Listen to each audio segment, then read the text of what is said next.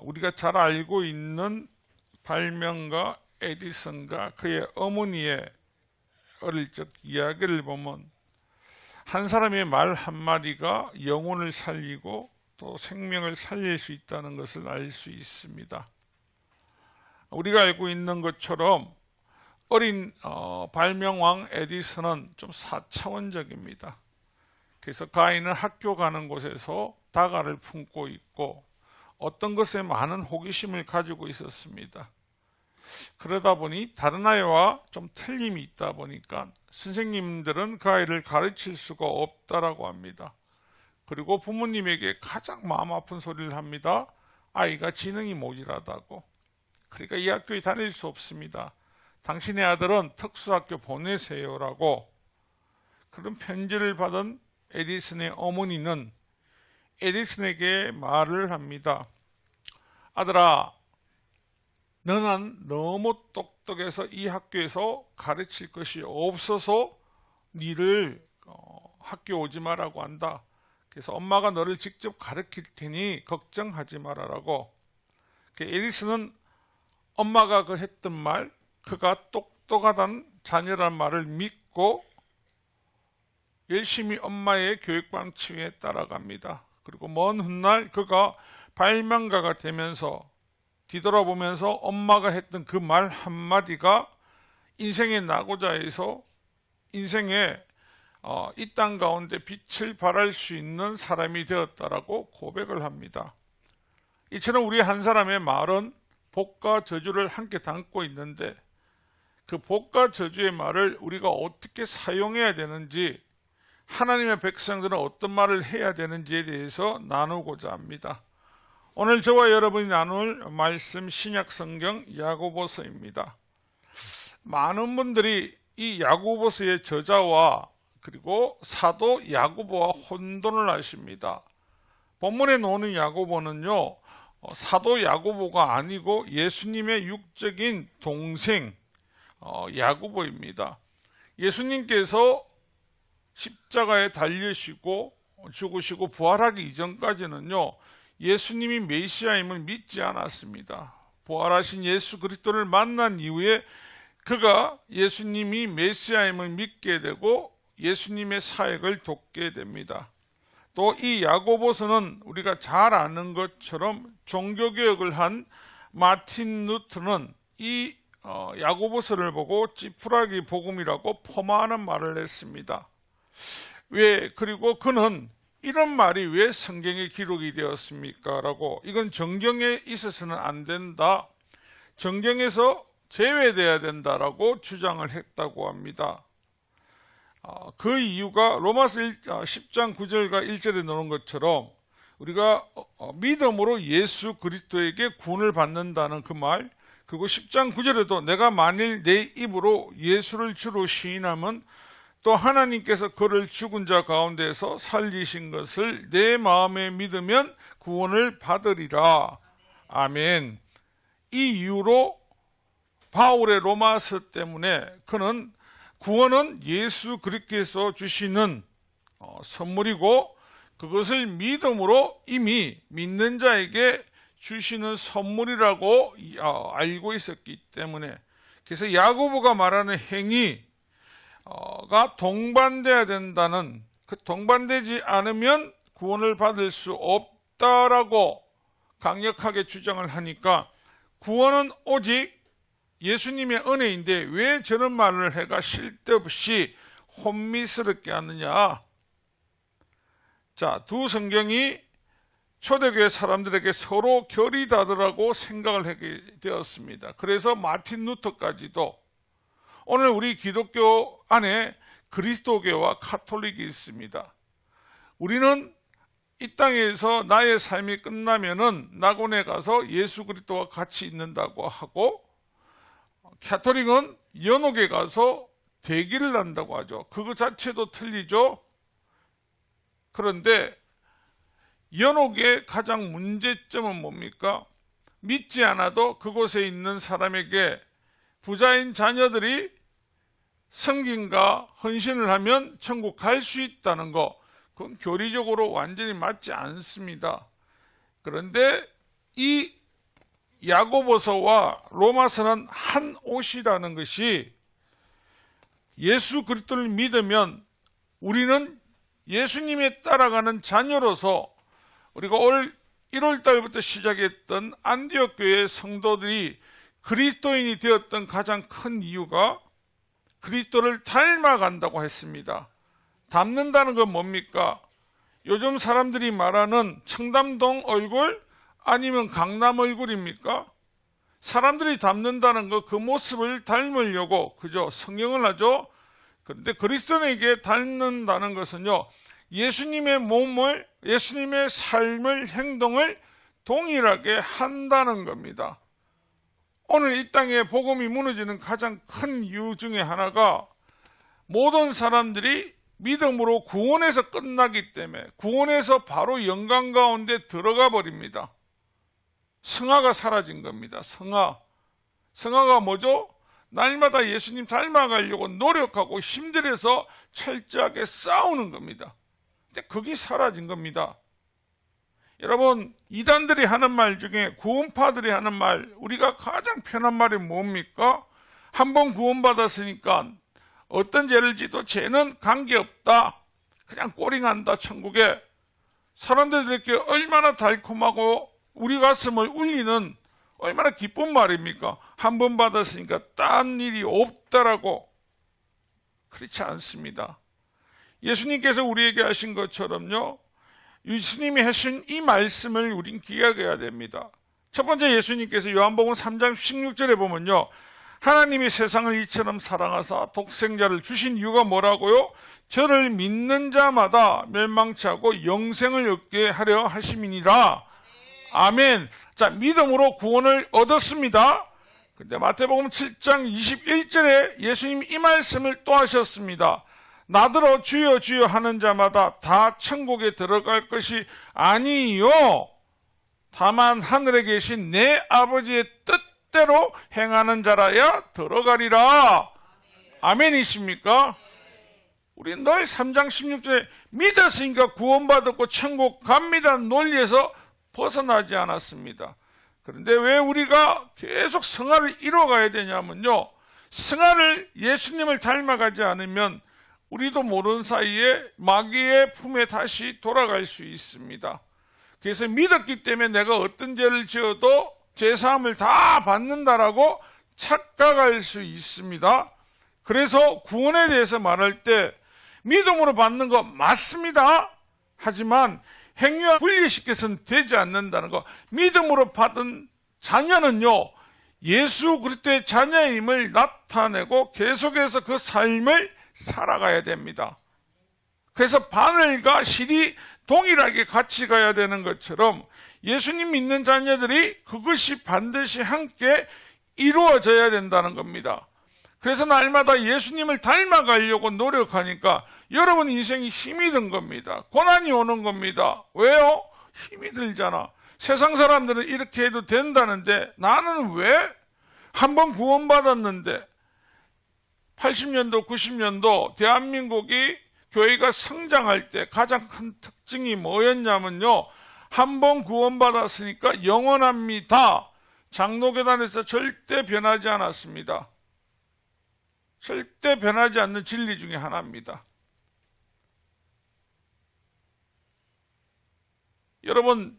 여러분이 예수님을 믿음으로 구원의 확정은 맞습니다. 틀린 거 아닙니다.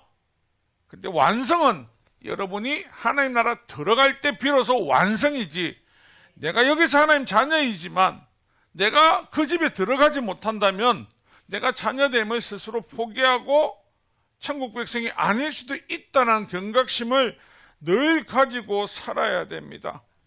그래서 구원받은 자녀에게 나타나야 되는 것은 구원받은 자의 삶, 모습이 반드시 나타내야 됩니다.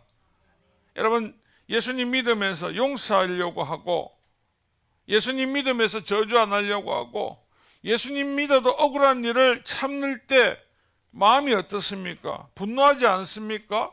마음에 힘들지 않습니까? 마음에 너무너무 꺼리낌이 생기지 않습니까? 그래서 어렵습니다. 그래서 사람들은 늘 이런 이야기를 합니다. 구약의 성경을 가지고 동해 보법복, 이에는 이, 눈에는 눈. 잘 몰라서 하는 말입니다. 하나님은 사랑의 완성이라고 했죠. 그 사랑을 우리가 알지 못하니까 자꾸 성경에 있는 다른 말을 가지고 하나님 뜻이 마치 그거이냐 착각을 한다는 겁니다. 오늘 나누신 말씀 3장 1절부터 11절의 말씀을 보면요, 당시 배경에 이 성도들, 예수님 믿는 자녀들의 모습 속에서 잘못된 모습이 나타나기 시작합니다. 80년도, 90년도까지 대한민국에 선풍적으로 부는 바람이 있었습니다. 모두가 목회자를 하자. 왜요? 목회자를 하니까 70대까지 정년보장, 그리고 퇴직 없고 월급이 많이 받고 대우를 많이 받고 편안하게 다 보였습니다. 그래서 선교사님들과 더불어 파송하기도 참 쉬웠습니다. 오늘날 서울에 있는 신학대학원을 보면요, 미달입니다. 얼마 전까지 6대1, 7대1 하던 그 신학교들이 골라 뽑던 그들이 이제는 학생들이 오지를 않습니다. 왜요? 큰 교회 10% 외에는 알고 보니 춥고 배고프거든요. 그래서 하나님을 동경했던 것이 아니고 그 모습에서 주어지는 겉모습과 받는 대우를 그들이 동경했던 겁니다. 예전에 할머니들이 젊은 전도사님보다 우리 전도사님 식사하셔야지, 그런 것을 보니까 저거 하면 뭔가 되겠다, 멋지다, 편하다. 당시 세상도 똑같은 겁니다. 이 겉모습을 보고 그들이 선생의 직분, 즉 오늘날 목회자와 같은 직분을 얻으려고 하는 사람들이 많았다고 합니다. 여러분, 오늘 본문에 나오는 선생은 디다스칼로이라는 헬라어는요, 교회 공동체 안에서 복음을 설명하고 가르치고 전하며 그에 대한 책임을 증거가 되는 사람을 말하고 있습니다. 하나님 앞에 목회자가 잘못된 말을 했을 때, 여러분, 그것이 여러분 성도들에게 잘못된 오류를 보내고 났을 때 그 책임은요, 반드시 하나님께서 그 선생에게 묻겠다고 하셨습니다. 여러분이 죄를 짓고 여러분 스스로가 회개하면요, 적은 선생은 나만의 문제니까 해결이 빠릅니다. 그런데 목회자가 했던 것은요, 한 사람 한 사람을 다 찾아가며 잘못된 것을 수정하지 않는다면 그 죄값은 당연히 하나님 앞에 가서 받아야 된다고. 그래서 야고보는 이야기합니다. 많이 신생되지 말라고, 큰 심판이 있는 줄을 알아라고. 그 무게가 얼마나 무겁고 그 책임감이 있어야 되는 것을 다시 한번 그들에게 이야기를 합니다. 하지만 당시 영지주의자와 더불어서 거짓 선생들이 나타내는 허상, 많은 분들이 지금 또 TV에서 보면 거짓 선지자, 가짜 재림 예수, 가짜 무슨 목사가 한 번씩만 놓으면 저들은 저렇게 호화 파티를 하고 좋은 걸 하고, 이야, 목사 해야 돼, 너무너무 좋아, 크게 속는다는 거죠. 실상은 대한민국 교회에 재정적으로 독립이 된 경우는 25%가 안 됩니다. 나머지 75%는 견딥니다. 근데 많은 사람들을 볼 때 그 크고 허상적이 그것만 보거든요. 그러니까 마음이 당시에도 오늘날처럼요, 내가 하면 괜찮겠다라고 생각을 가지게 됩니다. 그래서 야고보는 다시 한번 말합니다. 그에 대한 큰 책임이 따른다는 걸 결단코 잊지 말아라고. 그리고 많은 사람들에게 이야기를 합니다. 2절에 있는 말씀이요, 우리가 다 실수가 많으니, 자신을 포함해서 모든 사람은 실수를 한답니다. 야고보는 겸손히 이 말하는 이유는요, 헬라어로 보면요, 이 실수란 말이 프타이오멘입니다. 프타이오멘. 이 뜻을 보면요, 실수하다, 넘어지다는데, 이거를 유대문헌과 신약 성경에서는 어떻게 말을 하고 있냐면, 영적인 실패, 모든 죄의 행동을 가리켜서 이렇게 실수, 푸타이오멘이라고 기록을 하고 있더라는 겁니다. 그래서 자신도 실수할 수 있고 모든 인간은 죄를 안 짓지는 않습니다. 우리 누구 중 하나도 죄에서 자유로운 사람이 없다는 것을 이들에게 말을 하고 있는 겁니다. 그리고 사람이 살아가면서, 그리스도인들이 살아가면서 가장 온전한 사람은요, 말을 제어해서 실수하지 않는 자. 여러분, 오늘 살아가면서 저와 여러분은 말을 실수 안 한다고 생각을 할 수 있습니다. 내가 한 말은 내가 책임을 안 지고 기억이 안 나기 때문에.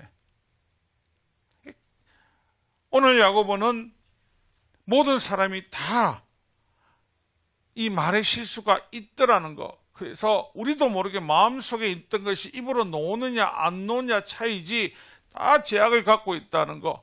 그래서 예수님께서 복음서에 뭐라고요? 보이지 않고 마음으로 풀었던 생각을 다른 말로 뭡니까? 말이지 않습니까? 입술로 놓으면 그 또한 죄라고 하셨던 거. 모두가 다 죄인이라는 것은 틀림없다는 겁니다. 그래서 야고보는요, 온몸에 굴레를 세우는데 특히 입을 제어할 수 있으면 그 사람은 온전하다. 잠언 21장 23절입니다. 입과 혀를 지키는 자는 자기의 영혼을 환난 날에서 보전하리라. 이 보전을 할 수가 있답니다. 오늘 우리가 말 한마디로 천냥빚을 갚는 사람도 있지만 오늘 우리 주위에서 일어나는 모든 말을 한번 생각해 보십시오. 많은 사람들이 가스라이팅을 하고, 그리고 많은 사람들이 또한 글로밍을 해서 사람을 정신적으로 학대하고 정신적으로 무너지게 만들고 정신적으로 자기 말을 듣게끔 제어를 하고 있지 않습니까?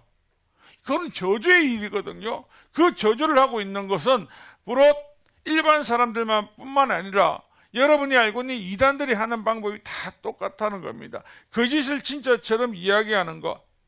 우리 몸에서요, 가장 적은 부위를 보면 다른 특별한 데 다 있겠지만 적은 구 중에 가장 강력한 힘을 가지고 있는 것이 입입니다. 입의 이 영향력은 지대합니다. 그래서 거대한 말을 우리가 움직일 때, 말을 제어할 때 어느 부분을 제어하면 가장 쉽습니까? 말이나 소, 큰 동물들 제어하는 거 딴 거 필요 없습니다. 다 어디를 제어하죠? 입만 제어하면 됩니다. 거대한 낙타도 입만 제어하면 잡는 사람의 손에 따라서 다 따라옵니다. 그래서 성경은 사람들이 짐승이나 모든 걸 다 제어할 수 있는데 뭐를 못한 거예요? 자신의 입을 제어하지 못한다라는 거. 어떤 칼럼에서 나오더라고요. 사람이 나이가 들수록 가장 중요한 거는 입을 열지 말고 침묵하라고 합니다. 말이 많으면 실수하기 쉽다라고 이야기를 하죠. 서로 간의 관계에 문제가 어디서 생깁니까? 말에서 모든 것들이 다 생겨납니다. 거대한 배를 보십시오. 그 배를 움직이는 그 키는 아주 미세합니다.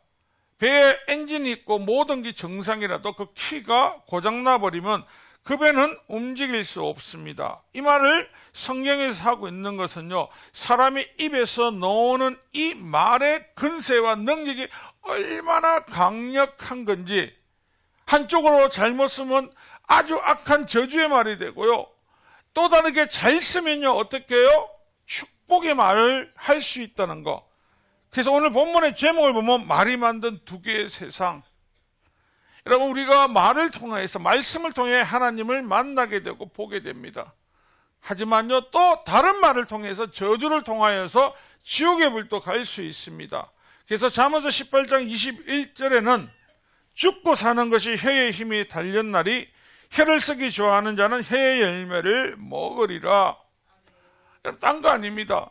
저와 여러분이 죄인에서 의인으로 거듭날 때 했던 말 딱 하나밖에 더 있습니까? 입으로 예수 그리스도를 믿겠습니다.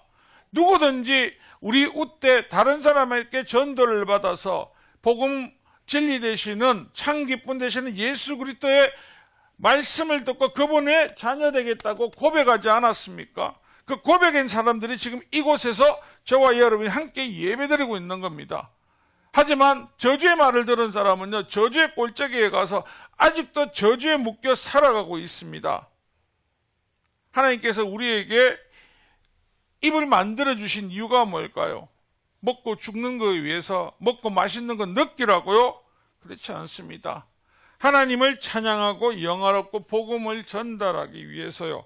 시편 63편 3, 4절에 보면요, 주의 인자하심이 생명보다 나음으로 내 입술이 주를 찬양할 것이라. 이름으로 나의 평생에 주를 송축하며 주의 이름을 말미암아 나의 손을 들리이다. 아멘. 이 말은 다른 거 아닙니다. 우리의 찬송을 통해서 예수 그리스도를 고백하고 우리의 찬송을 통해서 하나님을 널리 전하고 그 듣는 자들에게 구원의 놀라운 선물이 모두에게 안겨지라고 하시는 말씀입니다. 사랑하는 성도 여러분, 인간에게 원죄가 들어온 이후에 인간의 입에서 나오던 말들은 축복의 말이 없습니다. 다 저주의 말로 변질되고 타락되었습니다. 동생 아벨을 죽이고도 가인이 하나님 앞에 내가 아벨을 지키는 자인가? 하나님의 백성들이 제가 오기 전까지는요, 원죄가 들어오기 전까지는 하나님의 관계는 진실되게 아주 아름다웠습니다. 그래서 하나님은 우리와 사랑을 나누시기 위해서 인간을 창조하셨고, 이 새 위격에 하나님이 나누시던 그 사랑을 인간과 존속하기 위해서 만드셨습니다. 그런데 어느 순간에 죄가 우리의 모든 삶을 무너뜨렸고, 그 죄로 인해서 우리 입술은 축복보다, 남이 잘 되는 거 축하하십니까? 남이 잘 되는 거 축하하십니까? 남이 못 되는 거 기뻐하십니까? 솔직하게 말해 보이소. 미워하는 사람이 못 되면 어떤 마음이 듭니까? 소리 얼마나 크노? 그 꽃이다는 그 느낌 한 번에 그 사람은 사망의 골짜기를 걸어가고 있는데도 꽃이다라고 하지 않습니까? 여러분, 우리가 이제는 옛 아담이 지었던 죄에서 벗어났습니다.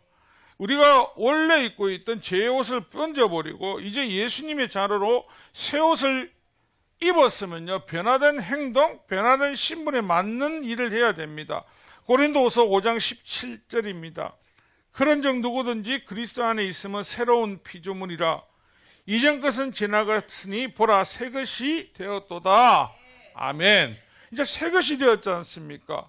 그럼 우리 입술은 뭡니까?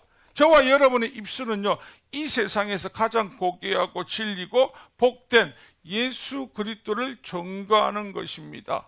여러분, 그 예수 그리스도를 만남으로 해서 오늘 저와 여러분이 한 가족인 것을 깨닫게 되었고요. 여러분들 예수 믿는 사람들이 아프면 함께 기도하고 슬프면 함께 슬퍼하고 좋은 일이 있으면 함께 나누는 이유가요, 한 몸이기 때문입니다. 그래서 한 몸은 저주하지 않습니다. 세상 사람들처럼 우리도 내 손 오른손 왼손을 보면서 기분 나쁘다고 네 손아 네가 잘못됐다, 손이 쪼그라져라, 없어져라, 사라져라, 그렇게 말하십니까? 마음이 살짝 들었다고 나중에는 뭐라고 합니까? 나는 소중한 것이야, 내 몸은.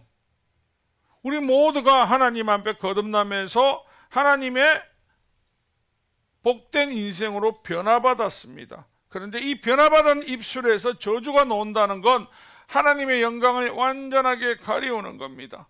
하나님의 영광을 드러낸다는 것은요, 우리의 말은요, 내가 가지고 있던 세상의 악한 것, 세상에 옛날에 있던 찌꺼기들은 다 제어하셔야 됩니다. 성경의 복음을 전달하고요, 예수 그리스도의 살아계신가, 하나님의 놀라우신 은혜를요, 제어하라는 말은 없습니다. 오직 제어는요, 내가 가지고 있는 내 생각, 잘못된 습관과 옛것에 절들어 있던 모든 것들을 제어하고 없애라는 것이죠. 그리스도 안에 새 신분을 가진 저와 여러분, 야고보가 이야기를 합니다. 이단들이 우리에게 미혹하는 이유가 뭡니까? 이단들의 모습에서 느끼는 건 뭐가 있습니까? 이단들은 뭔가 잘된 것을 이야기하지 못된 것을 이야기하지 않습니다. 요즘은 좀 변했죠. 예전엔 예수 믿으면서 부자 되면 하나님 축복이었습니다. 가난하면요 저주라고 했습니다. 누가 그런 말 했습니까? 하나님을 알지 못하는 사람이 했지 않습니까? 하나님을 만난 자체가 축복입니다. 하나님의 자녀는 영원한 축복의 대로에 들어서 있습니다. 근데 그 길을 지나가다가 물질이 있으면 축복을 받았고 물질이 없으면 축복을 못 받고 저주다. 그런 구약시대에 이스라엘 백성에게 하나님께서 하나님이 행하시고 일하신 걸 보라고 하신 것이지, 가나안 들어갈 때 하나님 함께 동행할 때 그들이 저주받은 적이 어디 있습니까? 그들이 하나님을 떠났을 때 스스로가 저주를 선택한 겁니다. 그걸 가지고 사람들이 하나님 앞에 건강한 사람만이 축복받았고 하나님 앞에 물질에 많은 사람만 축복받았다고 아직도 그 말을 쏘고시면 안 됩니다. 사람은 누구나 죽습니다. 건강해도 죽습니다. 건강 안 해도 죽습니다. 나이가 차도 죽고 죽음에 대해서는 아무도 모릅니다. 지지난주 저보다 한참 어린 친구의 동생이 죽어서 장례 집도를 해줬습니다. 살았는 일 모르더라고요. 근데 자신하지 말아야 될 것이 나의 인생이지만 자신해도 괜찮은 것은요, 여러분이 예수 그리스도를 통해서 구원받은 백성이고 그분이 여러분을 영원히 책임진다는 것에 대해서는요 변함이 없다라는 겁니다. 구약성경 창세기 12장을 보면요, 여러분 아브라함을 생각할 때 여러분 아브라함이 처음에 어떤 사람 같습니까? 우리는 아브라함을 볼 때 한 가지 짚어보고 구석구석을요 파봐야 될 필요가 있습니다. 하나님께서 아브라함을 부르셔서 갈대아 우르를 보내셨는데 아브라함만 혹시 부르셨을까요? 하는 의구심 가진 적 없습니까? 아브라함은 당시 갈대아 우르, 지금 따지면 쿠웨이트는 이쪽 되겠죠? 아주 잘 살았습니다. 부자였습니다. 근데 하나님이 나타나셔서 미지의 세계로 가라고 하셨거든요. 근데 그 사람 말고 다른 사람에게는 하지 않았을까요? 한번 그런 의구심을 가져봤습니다. 그러면서 들었던 생각이 뭐냐면요, 하나님께서 부르신 자는요 다 죄인이었거든요. 아브라함 역시 죄인이었습니다. 근데 하나님이 부르실 때 그의 풍성함과 그의 보장된 이 제약된 세상에서 모든 것을 다 가지고 있는 아브라함이었습니다. 근데 하나님이 너닥없이 그를 미지의 땅으로 가라고 하셨을 때 여러분 우리가 생각해야 됩니다. 결단하고 어떻게 떠날 수 있었을까? 아브라함이 떠난 이유는 무엇입니까? 하나님 말씀에 순종했죠. 하나님 말씀의 근세가요 그를 움직이게 했습니다.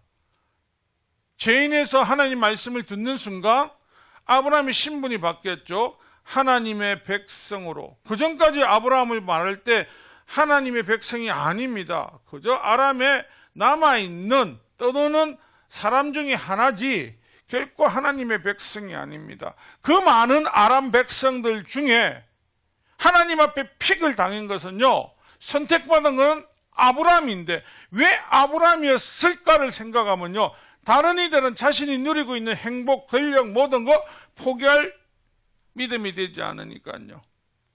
하나님께서 아브라함에게 약속하시고 말씀을 하십니다. 떠나라고. 그런데 하나님께서 그 풍요하고 모든 것이 이루어진 데를 떠난 그에게 약속하신 첫 번째 말씀이 창세기 12장 2절에 보면요, 내가 너로 큰 민족을 이루고 내가 복을 지어 내 이름을 창대하게 하리니 너는 복이 될지라. 아멘. 근데 여러분 여기서 아브라함이 왜 복이 되죠? 아브라함이 축복이 된 이유가 뭡니까?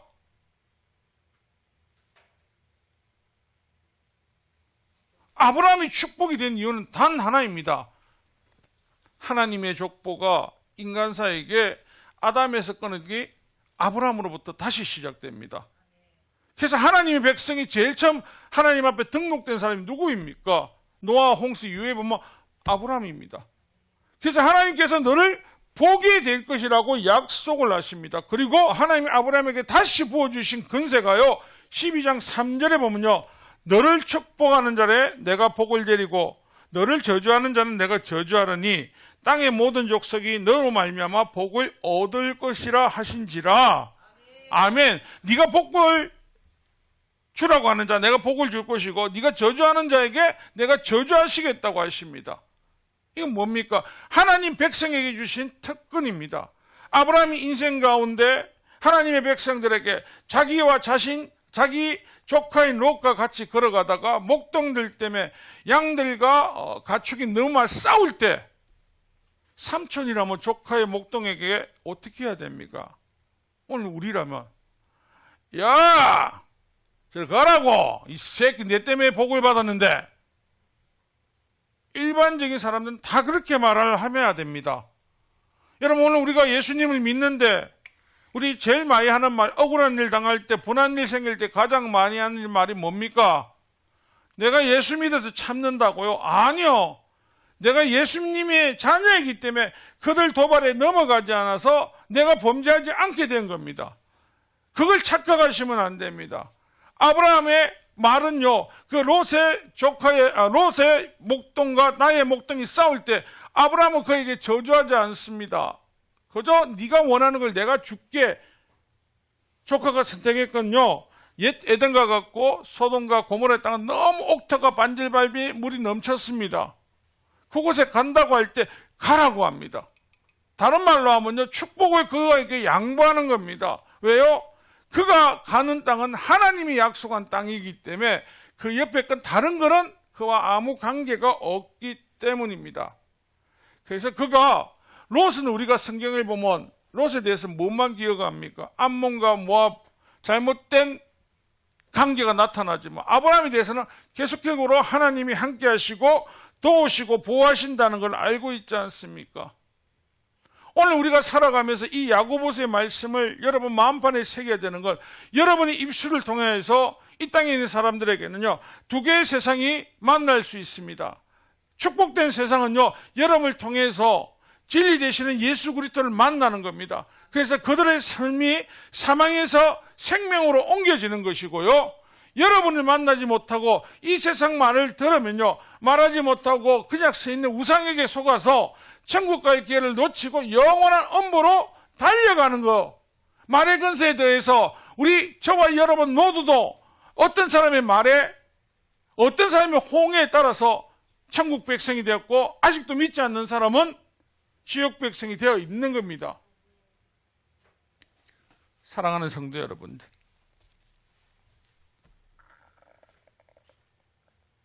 성경에 야곱의 형 에서가 장자에 대한 하나님의 권리를 말로 팔고 말로 저주를 심죠. 내 동생이 사기를 쳤나이라고 밭죽 한 그릇과, 아버지 이삭은요, 그런 야곱을 저주하지 못합니다.